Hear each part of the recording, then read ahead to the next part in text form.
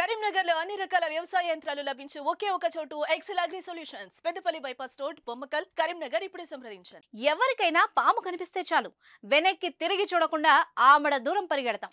పామును చూస్తే ప్రతి ఒక్కరికి కాళ్ళు గజగజ వణికిపోతాయి. సాధారణంగా పాము కనిపిస్తే చంపేయడం, పారిపోవడం చేస్తూ ఉంటాం.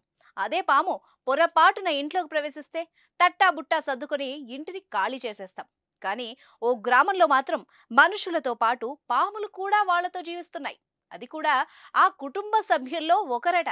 ఇది వినడానికి విడ్డూరంగా ఉంది కదా. నేను చెప్పేది నిజం. నమ్మకుంటే మీరే చూడండి.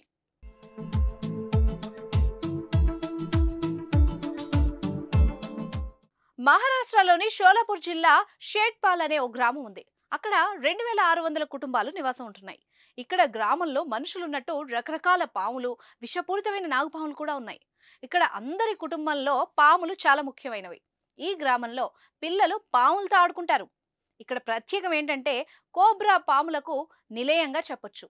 ఇక్కడ గ్రామస్తులు పాముల్ని ఎంతో భక్తితో పూజిస్తారు, ఎంతో గౌరవం కూడా ఇస్తారు. గ్రామంలో జనాభా కంటే పాములే ఎక్కువగా ఉన్నాయని గ్రామస్తులు చెప్తున్నారు. గ్రామస్తులు ఆ పాములకు ఏ హాని తలపెట్టరు, కాబట్టి పాములు కూడా గ్రామస్తులకు ఎలాంటి హాని చేయవు.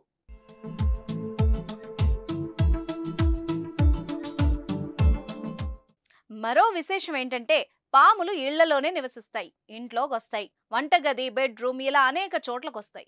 ఈ ఊర్లో పాముల్ని కుటుంబ సభ్యులుగా పరిగణిస్తారు. అందుకే ఇల్లు కట్టేటప్పుడు పాములు ఉండేందుకు వీలుగా ఇంటి లోపల బొరియలను ఏర్పాటు చేస్తారు. ఇంట్లోని పిల్లలు కూడా ఈ పాముల్ని చూసి భయపడకుండా వాటితో కలిసిపోతారు.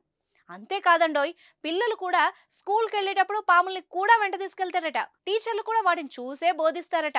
ఈ గ్రామంలోని పిల్లలు పాములంటే అస్సలు భయపడరు, ఎందుకంటే పాములు జనాల మధ్యనే పెరుగుతున్నాయి. అందుకే పిల్లలు పాముల్ని మెడలో వేసుకుని తిరుగుతారు. ఇందుకు సంబంధించిన ఫోటోలు సోషల్ మీడియాలో వైరల్ అవుతున్నాయి.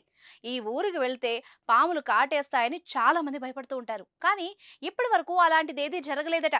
ఇప్పటి వరకు పాములు కాటేసినట్టు ఒక్క కేసు కూడా నమోదు కాలేదట.